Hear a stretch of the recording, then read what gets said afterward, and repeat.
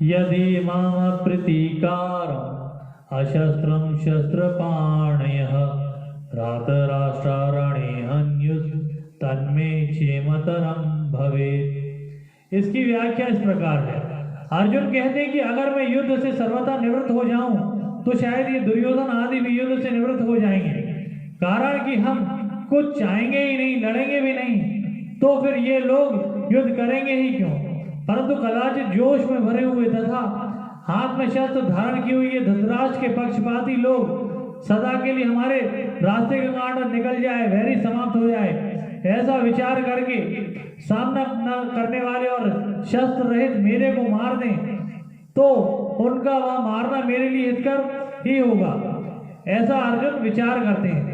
जो मनुष्य अपने लिए जिस किसी विषय का वर्णन करता है उस विषय का उसके स्वयं पर असर पड़ता है। अर्जुन ने भी जब शोकविष्ट होकर 28वें श्लोक से बोलना आरंभ किया तब वे उतने शोकविष्ट नहीं थे जितने वे अब शोकविष्ट हैं। पहले अर्जुन युद्ध से उपरत नहीं हुए पर शोकविष्ट होकर बोलते बोलते अंत में युद्ध से उपरत हो जाते हैं और बाण सहित धनुष का त्याग करके बैठ जाते हैं। भगवान ने यह सोचा कि अर्जुन के बोलने का वेग निकल जाए तो मैं बोलूं, अर्थात बोलने से अर्जुन का शोक बाहर आ जाए, भीतर में कोई शोक बाकी ना रहे, तभी मेरे वचनों का उस पर असर होगा। अतः भगवान बीच में कुछ नहीं बोले। अब तक अर्जुन ने अपने को धर्मात्मा मानकर युद्ध से निवृत्त होने में जितनी दलीलें युक्तियां दी, संसार में रचे बचे लोग अर्जुन की उन दलीलों को ही ठीक समझेंगे और आगे भगवान अर्जुन को जो बातें समझाएंगे उनको ठीक नहीं समझेंगे।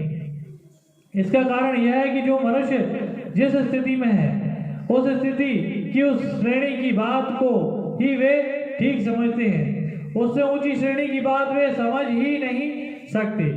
अर्जुन के भीतर कौटुंबिक मोह है और उस मोह से अविष्ट होकर ही वे धर्म की साधुता की बड़ी बड़ी अच्छी अच्छी बातें कह रहे हैं। अतः जिन लोगों के भीतर कौटुंबिक मोह है उन लोगों को ही अर्जुन की बातें ठीक लगेंगी, परंतु भगवान की दृष्टि जीव के कल्याण की तरफ है कि उसका कल्याण कैसे हो। भगवान की इस ऊंची श्रेणी की दृष्टि को वे लोग समझ ही नहीं सकते, अतः वे भगवान की बातों को ठीक नहीं मानेंगे। अभी तो ऐसा मानेंगे कि अर्जुन के लिए युद्ध रूपी पाप से बचना बहुत ठीक था, पर भगवान ने उनको युद्ध में लगाकर ठीक नहीं किया। वास्तव में भगवान ने अर्जुन से युद्ध नहीं कराया, अपितु उनको अपने कर्तव्य का ज्ञान कराया। युद्ध तो अर्जुन को कर्तव्य रूप से स्वतः प्राप्त हुआ था, अतः युद्ध का विचार तो अर्जुन का खुद का ही था। वे स्वयं ही युद्ध में प्रवृत्त हुए थे, तभी वे भगवान को निमंत्रण देकर लाए थे, परंतु उस विचार को अपनी बुद्धि से अनिष्टकारक समझकर वे युद्ध से विमुख हो रहे थे, अर्थात अपने कर्तव्य के पालन से हट रहे थे। इस पर भगवान ने कहा, यह जो तू युद्ध नहीं करना चाहता यह तेरा मोह है, अतः समय पर जो कर्तव्य स्वतः प्राप्त हुआ है उसका त्याग करना उचित नहीं है। कोई बद्रीनारायण जा रहा था, परंतु रास्ते में उसे दिशा भ्रम हो गया, अर्थात उसने दक्षिण को उत्तर और उत्तर को दक्षिण समझ लिया, अतः वह बद्रीनारायण की तरफ न चलकर उल्टा चलने लगा। सामने से उसको एक आदमी मिला। उस आदमी ने पूछा कि भाई कहाँ जा रहे हो? वह बोला बद्रीनारायण। वह आदमी बोला कि भाई बद्रीनारायण इधर नहीं है, उधर है, आप तो उल्टे जा रहे हैं। अतः वह आदमी उसको बद्रीनारायण भेजने वाला नहीं, किंतु उसको दिशा का ज्ञान कराकर ठीक रास्ता बताने वाला है। ऐसे ही भगवान ने अर्जुन को अपने कर्तव्य का ज्ञान कराया, युद्ध नहीं कराया। स्वजनों को देखने से अर्जुन के मन में यह बात आई थी कि युद्ध नहीं करूंगा, ना युद्ध से, पर भगवान का उपदेश सुनने पर अर्जुन ने ऐसा नहीं कहा कि मैं युद्ध नहीं करूंगा, किंतु ऐसा कहा कि आपकी आज्ञा का पालन करूंगा। करिष्ये वचनम तव, अर्थात अपने कर्तव्य का पालन करूंगा।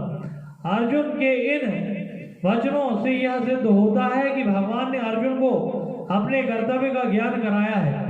वास्तव में युद्ध होना अवश्यम भावी था, क्योंकि सबकी आयु समाप्त हो चुकी थी। इसको कोई भी टाल नहीं सकता था। स्वयं भगवान ने विश्व रूप दर्शन के समय अर्जुन से कहा है कि मैं बढ़ा हुआ काल हूं और सबका संहार करने के लिए यहाँ आया हूं। अतः तेरे युद्ध किए बिना भी ये विपक्ष में खड़े योद्धा लोग बचेंगे नहीं। इसलिए यह नरसंहार अवश्य होनहार ही था। यह नरसंहार अर्जुन युद्ध न करते तो भी होता। अगर अर्जुन युद्ध नहीं करते तो जिन्होंने मां की आज्ञा से द्रौपदी के साथ अपने सहित 5 भाइयों का विवाह करना स्वीकार कर लिया था, वे युधिष्ठिर तो मां की युद्ध करने की आज्ञा से युद्ध अवश्य ही करते। भीमसेन भी युद्ध से कभी पीछे नहीं हटते, क्योंकि उन्होंने कौरवों को मारने की प्रतिज्ञा कर रखी थी। द्रौपदी ने तो यहाँ तक कह दिया था कि अगर मेरे पति कौरवों से युद्ध नहीं करेंगे तो मेरे पिता द्रुपद, भाई धृष्टद्युम्न और मेरे 5 पुत्र तथा अभिमन्यु कौरवों से युद्ध करेंगे। इस तरह ऐसा कई कारण थे जिससे युद्ध को टालना संभव नहीं था। होनहार को रोकना मनुष्य के हाथ की बात नहीं है, परंतु अपने कर्तव्य का पालन करके मनुष्य अपना उद्धार कर सकता है और कर्तव्यच्युत होकर अपना पतन कर सकता है।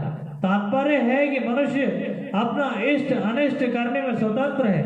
इसलिए भगवान ने अर्जुन को कर्तव्य का ज्ञान कराकर मनुष्य मात्र को उपदेश दिया है कि उसे शास्त्र की आज्ञा के अनुसार अपने कर्तव्य के पालन में तत्पर रहना चाहिए, उससे कभी च्युत नहीं होना चाहिए। पूर्व श्लोक में अर्जुन ने अपनी दलीलों का निर्णय सुना दिया। उसके बाद अर्जुन ने क्या किया, इसको संजय आगे के श्लोक में बताते हैं। संजय उवाच एवं उक्त्वा अर्जुनः संख्ये रथोपस्थोपाविशत् विसृज शशरं चापं शोक संविग्रमानसः। इसकी व्याख्या इस प्रकार है। युद्ध करना संपूर्ण अनर्थ का मूल है। युद्ध करने से यहाँ कुटुंबियों का नाश होगा, परलोक में नरकों की प्राप्ति होगी आदि बातों को युक्ति और प्रमाण से कहकर शोक से अत्यंत व्याकुल मन वाले अर्जुन ने युद्ध न करने का पक्का निर्णय कर लिया। जिस रणभूमि में वे हाथ में धनुष लेकर उत्साह के साथ आए थे, उसी रणभूमि में उन्होंने अपने बाएं हाथ से गांडीव धनुष को और दाएं हाथ से बाण को नीचे रख दिया और स्वयं रथ के मध्य भाग में अर्थात दोनों सेनाओं को देखने के लिए जहां पर खड़े थे वहां पर शोक मुद्रा में बैठ गए। अर्जुन की ऐसी शोक का कुल अवस्था होने में मुख्य कारण है भगवान का भीष्म और द्रोण के सामने रथ खड़ा करके अर्जुन से कुरुवंशियों को देखने के लिए कहना और उनको देखकर अर्जुन के भीतर छिपा हुआ मोह का जागृत होना। मोह के जागृत होने पर अर्जुन कहते हैं कि युद्ध में हमारे कुटुंबी मारे जाएंगे। कुटुंबियों का मरना ही बड़े नुकसान की बात है। दुर्योधन आदि तो लोग के कारण इस नुकसान की तरफ नहीं देख रहे हैं, परंतु युद्ध में कितना अनर्थ परंपरा चल पड़ेगी, इस तरफ ध्यान देकर हम लोगों को ऐसे पाप से निवृत्त हो ही जाना चाहिए। हम लोग राज्य और सुख के लोभ से कुल का संहार करने के लिए रणभूमि में खड़े हो गए हैं।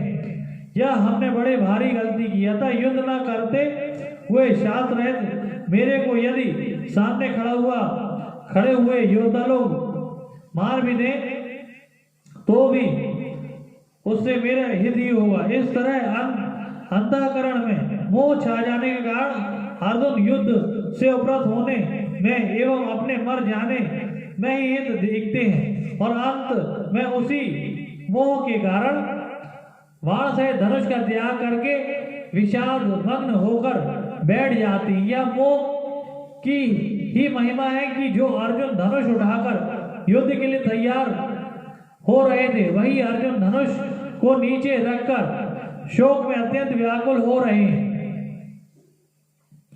ओम तत्सदिति श्रीमद्भगवद्गीतासु उपनिषत्सु ब्रह्म विद्यायाम योग शास्त्रे श्री कृष्ण अर्जुन संवादे अर्जुन विषाद योगो नाम प्रथमोध्याय।